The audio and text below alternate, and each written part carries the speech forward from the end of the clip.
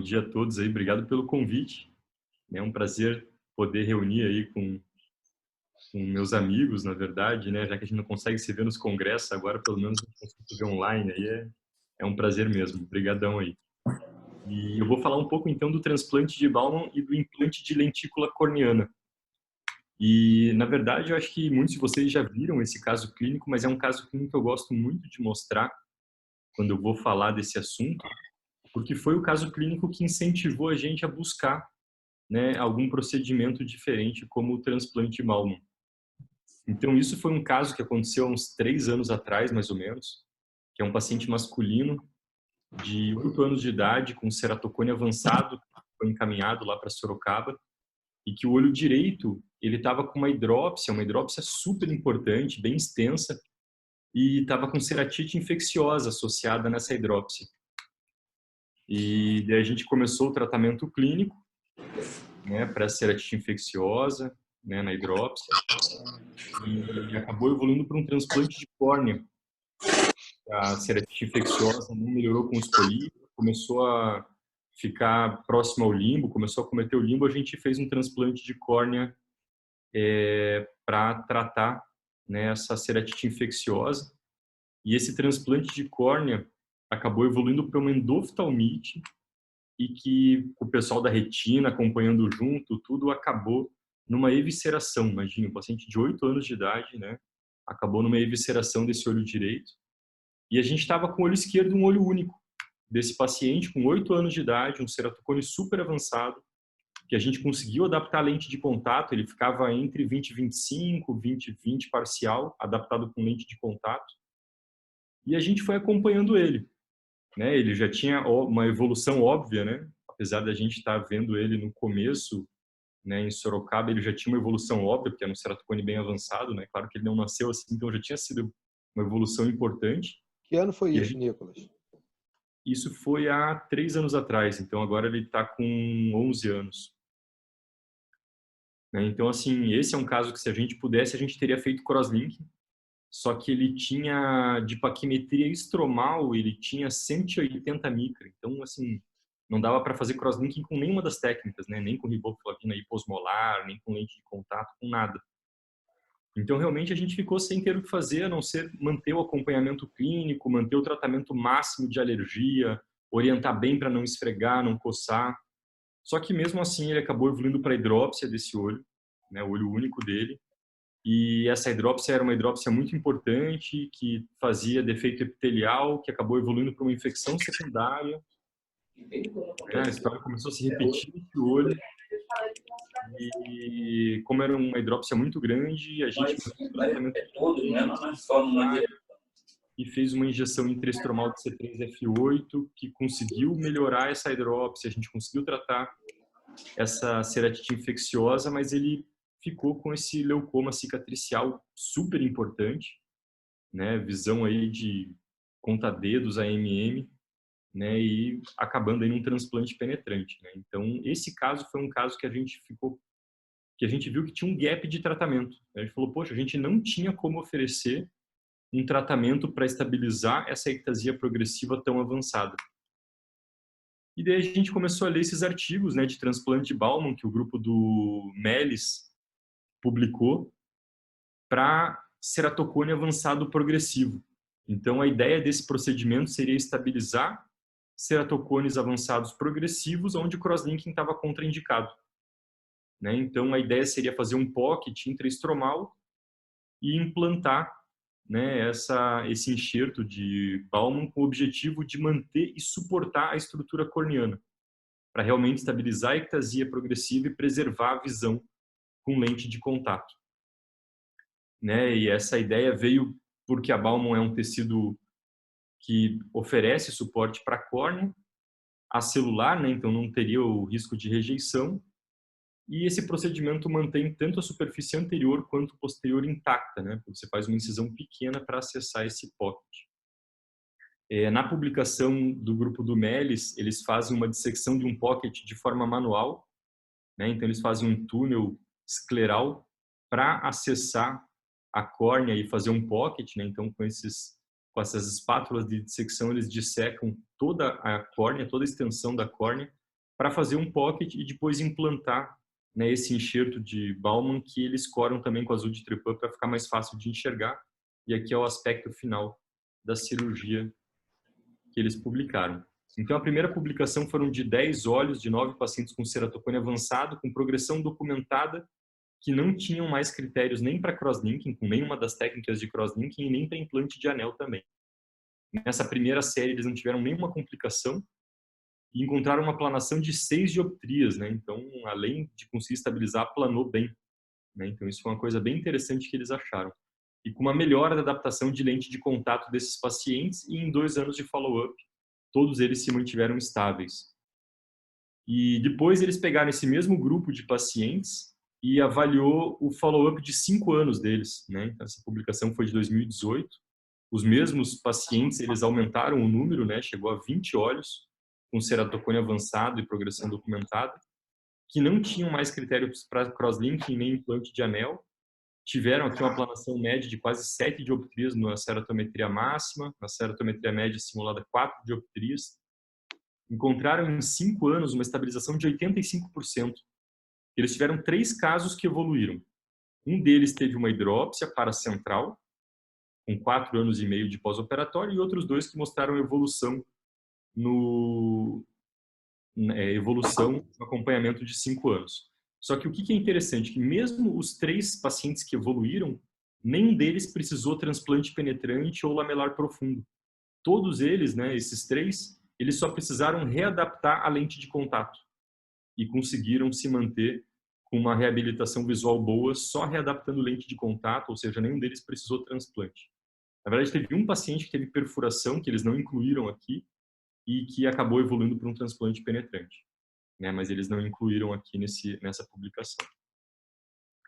Eles publicaram também como preparar esse tecido, né? Então, não sei se alguém de vocês já tentou, mas o preparo de tecido manualmente é muito difícil e muito trabalhoso. Tá? É mais difícil e mais trabalhoso do que preparar um DMEC, tá? Não tem nem dúvida disso. Você tira o epitélio, né? Primeiro faz a desepitelização da córnea. Opcionalmente, você pode fazer um enfisema na córnea, injetando ar no estroma mais superficial, para fazer um contraste melhor com a Baumann que você cora com azul. Então, depois que você faz essa injeção de ar no estroma superficial para fazer esse enfisema, você pinga algumas gotas de azul de tripã para corar, né, a Baumann, e com uma agulha de insulina você vai rasgar bem na periferia a Baumann. Tá vendo? Você vai rasgar a Baumann. Depois que você rasga 360, você vai simplesmente puxar com uma pinça, né? Você vai fazer um peeling, né? Como se fosse um stripping aí da DCM, só que na Baumann. Só que o que acontece? A Baumann ela é muito aderida no estroma.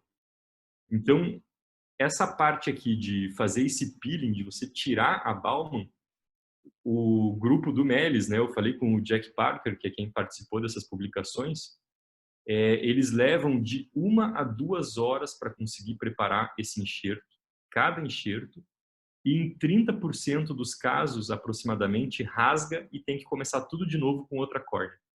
Então, imagine, você está lá 1h30 preparando, né? Está nessa fase aqui, de repente rasga, né? Então, assim, realmente muito trabalhoso, e conversando com eles e vendo a técnica, a gente achou que ia ficar muito difícil a gente fazer esse preparo, já que eles têm os bancos de olhos preparando. Então, eles recebem pronto o enxerto. Quem perde esse tempo e quem assume essa perda de tecido é o banco de olhos. A gente aqui não tem isso, né? Então, a gente teria que assumir esse tempo cirúrgico a mais e essa perda de tecido. Então, eu achei que ia ficar bem difícil para a gente esse preparo manual na prática. E daí eu vi, né, esse estudo que o próprio Parker, junto com o Melis, né, do grupo do Melis, publicou, de como seria você preparar o enxerto com laser de femtosegundo. E eles compararam, então, o preparo com a técnica manual e com a técnica de laser de femtosegundo.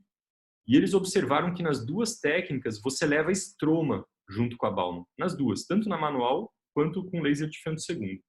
Mas qual que é a diferença? Com laser de femtosegundo você leva mais estroma, né? Olha a espessura média. E além de levar mais estroma, você tem uma superfície posterior muito mais regular. Enquanto que na técnica manual você tem menos estroma, mas é um estroma muito mais irregular quando comparado com laser de femtosegundo. Então, a única publicação que tinha realmente do preparo com laser de femtosegundo era essa daqui, e não era em pacientes, né? Só em córneas de bancos de olhos. Mas como a gente viu esse preparo, né, viu que é possível preparar com laser de fento segundo, a gente resolveu, né, fazer o nosso primeiro caso com laser de fento segundo. Então, logo depois que a gente teve aquele caso lá dramático do paciente que acabou indo para evisceração, hidrópsia no outro olho, a gente recebeu esse outro paciente com 12 anos de idade, ceratocone avançado progressivo, que não tinha boa visão com correção, né? Chegava no máximo a conta-dedos. A adaptação de lente era muito difícil, ele chegava a 20/60 com lente, mas muito difícil a adaptação. A biomicroscopia já com, você vê opacidade, né, no eixo visual. A pressão era normal, a fundoscopia normal, mas realmente essas opacidades, e geralmente o grupo do Meles diz que não é indicado quando tem opacidade, mas como esse paciente chegava lá nos seus 20/60, a gente falou, vamos tentar, né? Cirurgia minimamente invasiva, vamos ver se a gente consegue pelo menos em um dos olhos evitar que continue progredindo e vá para uma hidrópsia, para um penetrante talvez. Então a gente decidiu fazer a primeira cirurgia toda com laser de fento segundo, né? Até hoje ninguém descreveu o transplante de Baumann totalmente com laser de fento segundo, né? Tanto o pocket quanto o preparo do enxerto a gente fez com laser, né? Aqui só para vocês verem os exames deles, não dava nem para captar, né, no olho esquerdo, direito a topografia, né? Realmente bem irregular a córnea. O OCT de segmento anterior, ele tinha em torno de 180 micra de estroma residual, né? Então realmente já não era, mas nem para transplante de Baumann já era difícil fazer, né? Porque passar um pocket aqui você tem risco de VGB, né? Ou de OBL aqui, né? VGB ou perfuração, na verdade, né? Porque está muito, né? Muito fina a córnea, né? Então se você fizer o pocket muito próximo aqui da superfície pode dar um VGB e ainda tem o risco de perfurar, né? Então realmente um caso bem extremo, a gente acabou pegando esse primeiro. E aqui o vídeo do preparo do enxerto. Então, o nosso laser, né, a gente estava com intralaser para fazer a cirurgia, e o máximo que ele faz, quer dizer, o mínimo que ele faz de corte lamelar é 90 micra, né? A gente queria fazer menos, né? O próprio Parker fez em 40, né? Então, a gente queria fazer numa espessura menor. Então, o que a gente fez? A gente pegou córnea lamelar anterior, né? Porque lá em São Paulo você pode solicitar córnea lamelar anterior, que são córneas que têm uma parte anterior boa, transparente, mas com algum problema endotelial, para fazer as cirurgias de transplante lamelar anterior. E a gente selecionou, a gente aceitou a gente só aceita córneas com bom epitélio. Para quê? Para fazer o corte com epitélio na córnea doada, de 90 micras de espessura, e depois tirar esse epitélio, para ficar com um enxerto em torno de 30, 40 micrômetros, que é o que o Parker conseguiu. Só que ele tinha outro laser que o fabricante liberou para ele fazer corte mais fino do que os 90. Né? Então, por isso que ele conseguiu fazer direto no estroma mais fino. A gente, como não teve essa modificação do software, a gente fez o corte com epitélio e depois tirou o epitélio para conseguir lamelas mais finas. Então, aqui já fazendo o corte com laser de fento segundo, corte lamelar. Aqui está acelerado esse vídeo só para não ficar tanto tempo, né, passando aí, que é na verdade só soltando a lamela. Aqui o pocket, podia ter colocado o vídeo sem estar tão acelerado, né, já que não tem tanta pressa aqui, que era para uma aula que era mais rápida. Mas olha quando passou o pocket aqui, o que aconteceu. Aqui, ó, é o que foi publicado, acho que até no fim do ano passado, acho que na American Journal. Foi no fim do ano passado publicaram isso aqui. Isso aqui é chamado de pseudo-VGB. Então, a gente teve um pseudo-VGB, que são bolhas que estão fazendo o corte lamelar. A gente teve OBL, né, que é o Opaque Bubble Layer, né, porque não tinha pocket para sair essas bolhas, como tem no LASIK. Isso dificulta só um pouco levantar, né, ou dissecar o pocket, mas não traz nenhuma complicação. Só que isso aqui é um problema. O VGB original, que é o Vertical Gas Breakthrough, é quando as bolhas que estão fazendo o corte lamelar saem totalmente pela superfície. Daí você vê uma mancha bem escura, bem preta aqui, e daí você tem que abortar porque realmente você fez um buttonhole, né? Esse corte acaba saindo para a superfície. O pseudo VGB, que é esse daqui, é quando as bolhas escapam para o espaço subepitelial. Então aqui a gente teve um pseudo VGB bem pequeno e a gente decidiu continuar com a cirurgia apesar desse pseudo VGB, tá? E daí a gente dissecou por baixo do pseudo VGB manualmente para continuar com a cirurgia. Então aqui vocês veem a bolha subepitelial, né? E como a gente teve esse pseudo VGB, a gente dissecou com uma crescente e depois implantou aqui o tecido, né, de Baumann, né, aqui abrindo com um pouco de tapping também ajuda a abrir, né, aqui o fim da cirurgia, né? A cirurgia não precisa dar ponto, Se for um paciente colaborativo, pode ser feito com anestesia tópica, né? Então, aqui é o fim da cirurgia, né? Esse aqui são fotos de casos diferentes do pós-operatório imediato, né? Foto no microscópio mesmo, aqui com o iPhone mesmo por fora, né? Então, você vê que é uma incisão pequena que a gente faz, né? Que não precisa suturar. Aqui o enxerto de Baumann corado com azul de tripã, vocês conseguem ver. E depois a gente coloca uma lente terapêutica no fim da cirurgia, tá? Não precisa suturar nem nada, e os pacientes colaborativos a gente faz com anestesia tópica. É esse primeiro paciente, né, que a gente fez, que é o caso do vídeo, com 1 mês de pós-operatório e até 2 anos de pós-operatório, ele ficou 20/40 com uma lente agora bem adaptada. Então, no pré-operatório, ele não conseguia adaptar bem lente de contato, e agora ele já estava adaptando melhor, com 20/40 de visão. A única coisa é que agora, nos últimos meses, ele teve piora da opacidade e da visão. Ele começou a ficar 20/60 parcial, às vezes 20/80. A opacidade piorou depois de 2 anos. Ele não teve hidrópsia, mas a opacidade piorou. Ele teve uma melhora da superfície ocular, né? Então ele tinha um ceratocone bem avançado dos 2 olhos, né? Os dois com visão ruim, muito parecidos os dois.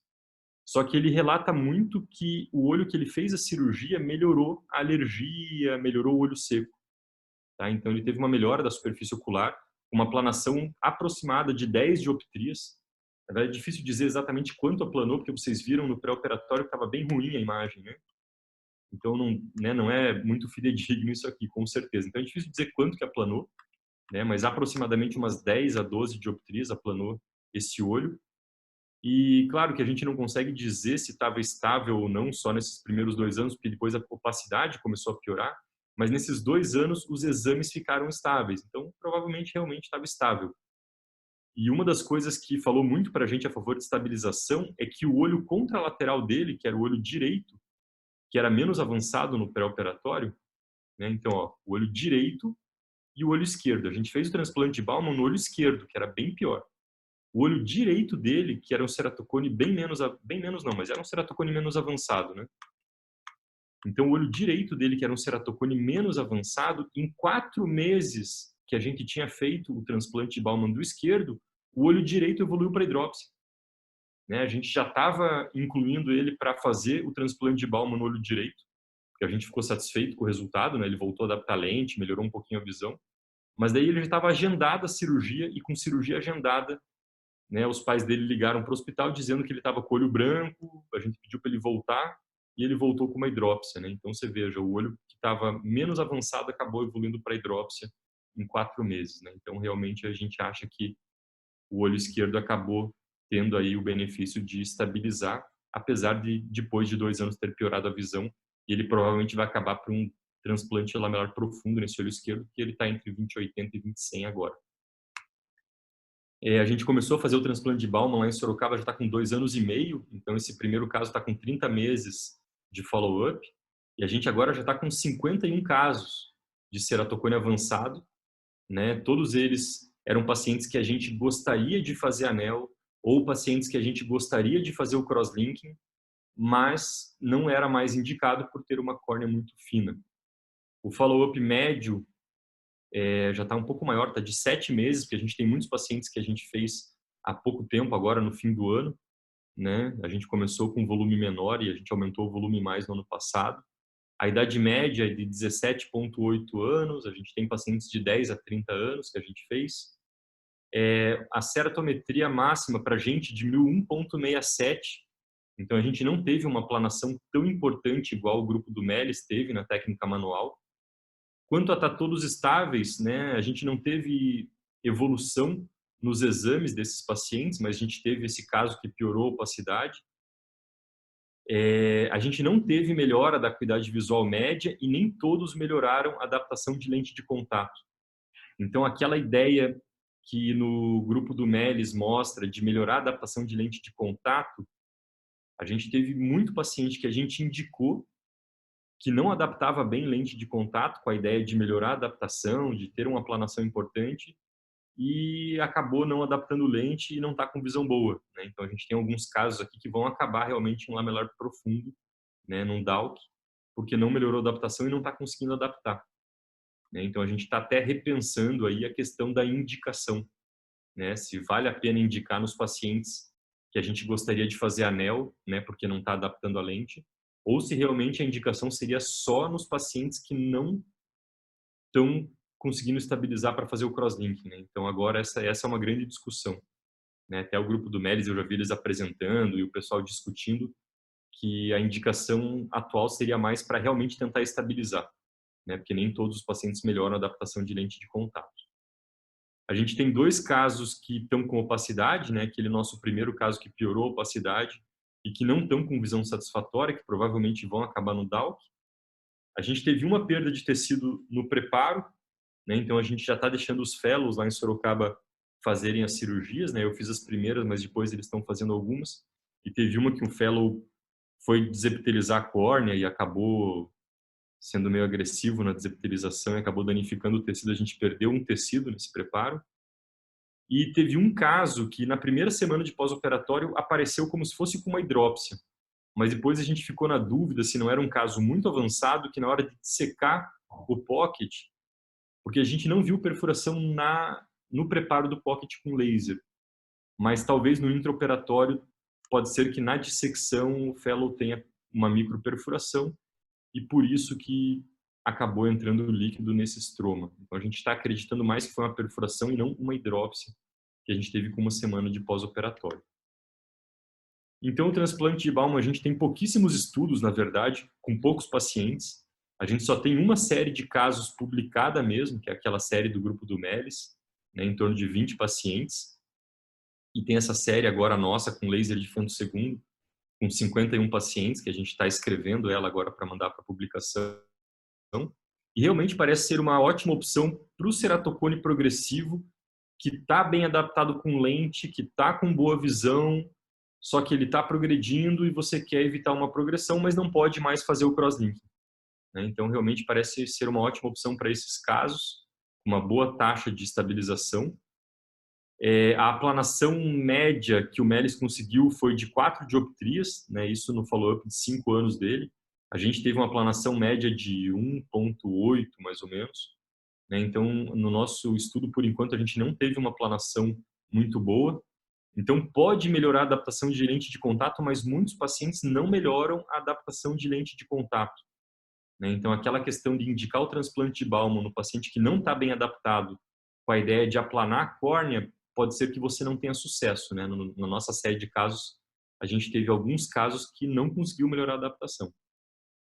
Estabilização em 85% dos casos, em follow-up de 5 anos do grupo do MELIS. Baixo índice de complicações, né? Uma cirurgia pouco invasiva, né? Você pode fazer com anestesia tópica, né? Praticamente aí sem risco de rejeição, né? O índice de complicações bem baixo realmente. A técnica manual, além de ser difícil e demorada, né? Tem esse risco de perder enxerto no preparo, tem o risco de perfurar maior também e acabar tendo que ir para um transplante penetrante o paciente, que foi o que aconteceu com um paciente do grupo do MELIS, né? Perfurou na hora de dissecar manualmente e eles tiveram que fazer um transplante penetrante. Então, com o laser de femtosegundo, a gente está vendo uma maior reprodutibilidade e provavelmente uma maior segurança no procedimento, né? Só que, claro, a gente precisa ver os resultados ainda, né? A gente está com um follow-up pequeno, então a gente está começando a escrever, esperando aumentar esse nosso follow-up para poder, né, ter esses resultados com um follow-up maior para saber qual que é o resultado desse transplante com laser de femtosegundo.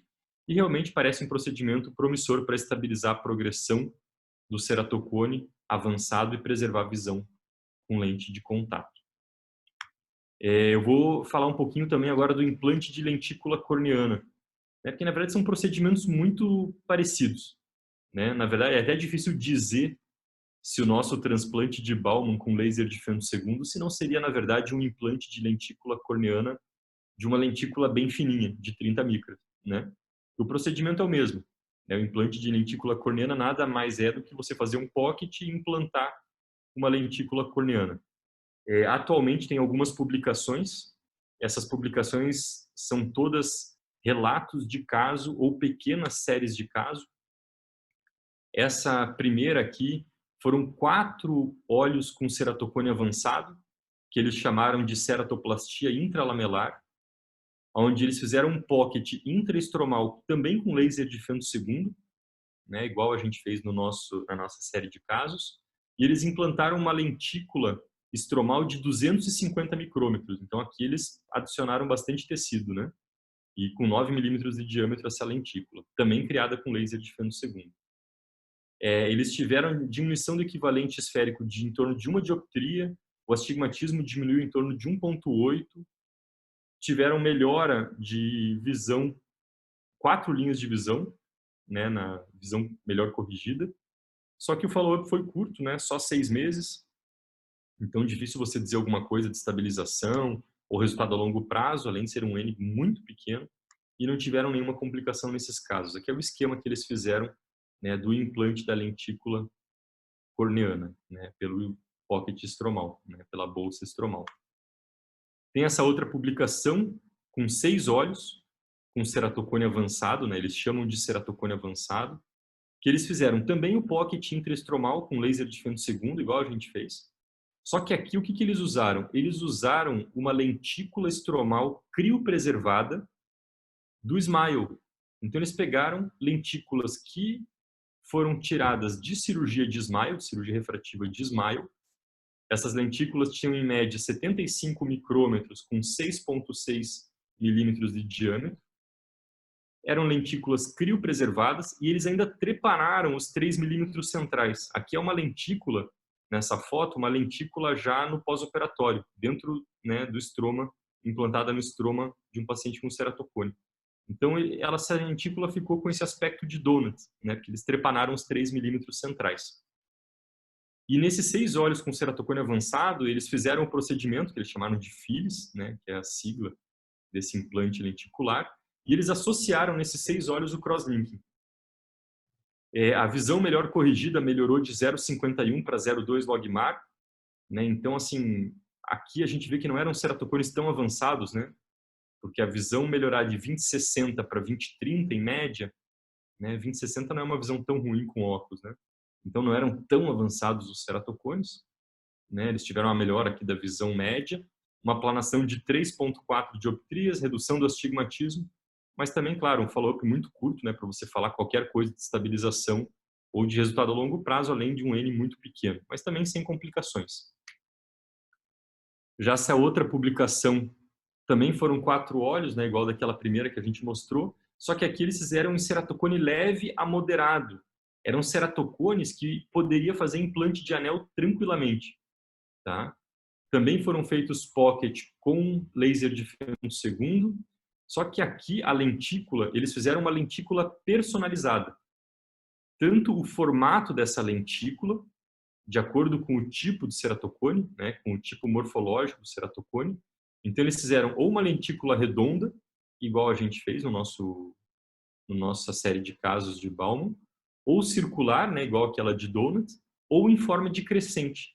Então eles personalizaram o desenho da lentícula e ainda personalizaram a espessura da lentícula de acordo com a espessura da córnea receptora. Então eles pegaram o ponto mais fino e subtraíram de 550, que seria uma espessura de uma córnea normal, para ter a espessura da lentícula, que variou de 150 a 250 micrômetros. Então, claro, mais difícil ainda analisar alguma coisa, porque foram todas lentículas diferentes, com espessura diferente e formato diferente, e só 4 olhos. Todos melhoraram a visão não corrigida, 2 a 7 linhas, visão não corrigida. Mas qual que é um dos problemas? Eles nem relataram a visão melhor corrigida. Então, você não consegue nem avaliar a segurança do procedimento, né? Se perdeu linha de visão corrigida ou não. Tiveram aplanação em um caso, né? E era um paciente que tinha ceratometria acima de 46, que diminuiu 4 dioptrias, né? Só um caso. E um dos casos que eles fizeram era um caso que já tinha feito anel e tinha tido uma extrusão, que é esse aqui. Tiveram um follow-up de 12 meses e nenhuma complicação nesses 12 meses. Tem também o que é chamado de CARES, né, que a Susan Jacob está publicando junto com o pessoal com a Garval, né, com o grupo deles. E o que é o CARES? O CARES, na verdade, é um anel intraestromal confeccionado com tecido corneano. Então, eles pegam a córnea doada, colocam na câmara artificial, com esse trépano com 2 lâminas você trepana e consegue fazer um anel com tecido corneano. E você vai implantar com um túnel interestromal, com laser de femtosegundo, com uma zonótica de 6,5, e depois ainda eles fazem o crosslinking. Tá? Então eles até usam um anel como guia para implantar esse anel de tecido. Tá? Então, na verdade, nada mais é do que produzir um anel interestromal com tecido corneano e fazer esse implante desse anel de tecido corneano. Né? A publicação de 2018, eles estavam com 24 olhos, em pacientes com ceratocone leve a moderado, tiveram melhora significativa, tanto da visão não corrigida, corrigida, equivalente esférico, ceratometria, astigmatismo topográfico. Nenhum desses pacientes apresentou progressão com 6 a 18 meses de follow-up, curto ainda também para dizer alguma coisa, né? E não tiveram nenhuma complicação. Né? Aqui uma foto do estudo deles mostrando o pós-operatório, né, do anel feito de tecido implantado, né, num túnel intraestromal, bem interessante também. Né, aqui mostrando a aplanação que teve, diminuição de astigmatismo, né, de um dos casos, né, a melhora da visão, tudo. Então, bem interessante também esse procedimento. E por último, né, a gente tem também um caso que foi publicado pela Edna Almodin, né, junto com o Ferrara, com a Flávia, a Juliana Almodin, né, a Flávia que fez fellow com a gente lá em Sorocaba também. Então eles publicaram um caso que eles fizeram um implante de uma lentícula de 290 micrômetros, né? Então uma lentícula bem espessa, né? Olha o pós-operatório aqui, a lentícula implantada nesse pocket estromal. O pocket também foi feito com laser de femtosegundo e além do implante da lentícula, eles associaram o crosslinking nesse caso, né, de um paciente com ceratocone progressivo avançado, que no pré, além disso, alta miopia, né? O pré-operatório tinha menos 18, aqui com 4,5 de astigmatismo, chegava no máximo a 2400, né? Visão com refração. E no pós-operatório baixou para 12 a miopia, o cilindro também baixou um pouquinho, mas o mais interessante é o tanto que melhorou a qualidade visual desse paciente com refração. Né? Uma melhora realmente bem importante nesse caso publicado aí pela ED. Uma planação corneana que não foi tão importante, apesar da melhora aqui, né, do equivalente esférico, com uma redução do astigmatismo importante topograficamente, e isso num follow-up de 12 meses. Então, bem interessante realmente esse caso publicado aí pela Edna aqui no Brasil. Então, tanto o transplante de Baumann quanto o implante de lentícula corneana são procedimentos promissores para estabilizar e preservar a visão de pacientes com ceratocone avançado e progressivo, que a gente não tem mais como indicar o crosslinking, né, e nem o anel, porque a córnea realmente já está muito fina, muito avançado. Tem um potencial de melhorar a visão e adaptação de lente de contato, mas nem todos os pacientes melhoram. Né? Entre o transplante de Baumann e a lentícula, qual que seria melhor? Ou se a gente precisa realmente associar crosslinking nesses procedimentos? Qual que é a indicação? Se é só no que está evoluindo ou naquele que não adapta a lente e tem visão ruim? Qual indicar, qual não indicar? Ainda são dúvidas que a gente tem, mas sem dúvida nenhuma são opções menos invasivas do que o DALK ou o transplante penetrante. A gente tem pouquíssimos casos na literatura, então são procedimentos que ainda estão em estudo, né, que a gente tem muito que aprender ainda com esses procedimentos. Então a gente precisa realmente mais estudos com follow-up maior para avaliar as reais indicações, eficácia e segurança desses procedimentos. A gente está agora com um novo estudo que a gente vai começar em Sorocaba, que vai comparar o transplante de Baumann com laser de femtosegundo com o implante de lentícula em pacientes que estão com visão boa, com lente só para estabilizar, e também naqueles pacientes que não estão bem adaptados para tentar melhorar a adaptação.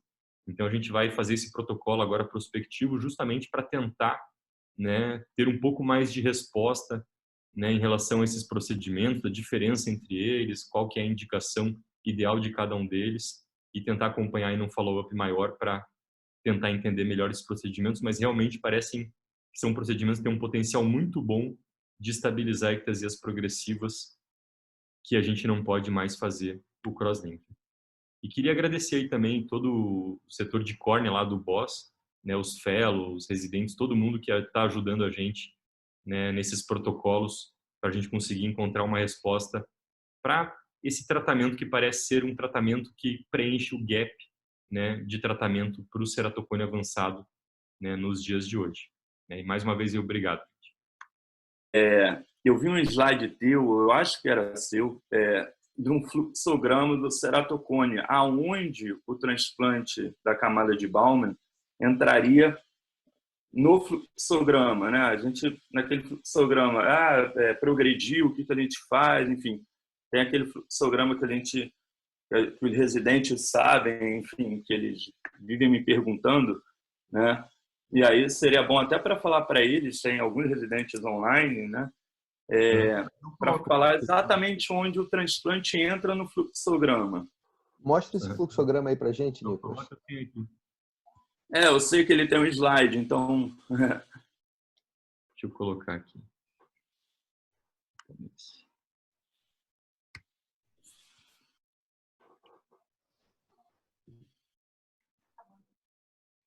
Esse aqui, né?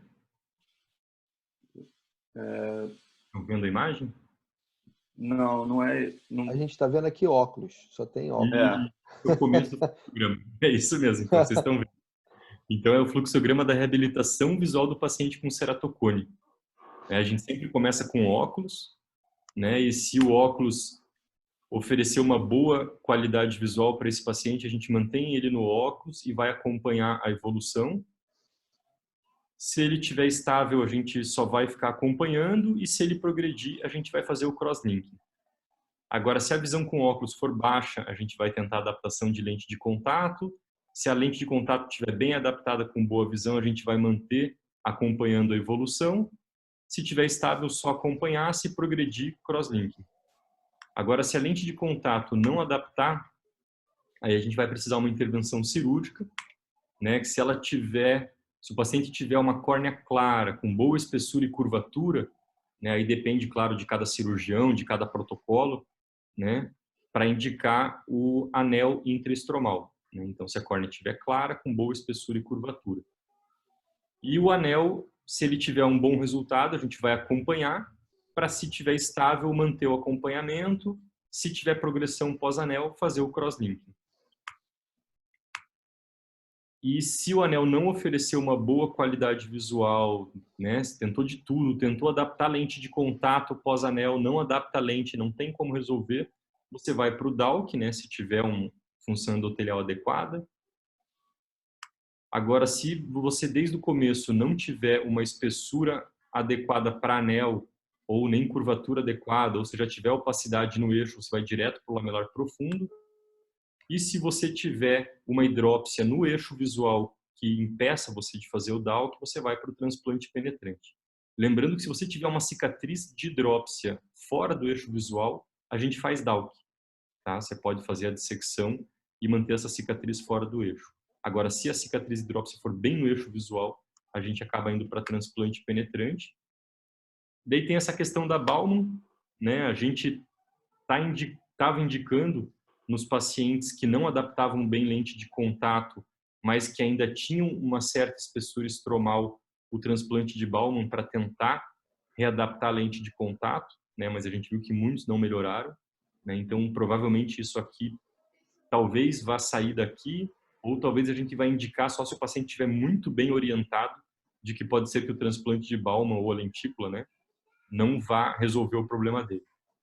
E aqui sim que seria o que a gente está preconizando, né? Que se você quer fazer um crosslinking em qualquer estágio e a córnea é muito fina, que não dá para fazer o crosslinking, nem o hiposmolar, nem com lente de contato, nenhuma das técnicas é possível fazer o crosslinking, porque a córnea está muito fina, daí a gente vai para o transplante de Bowman.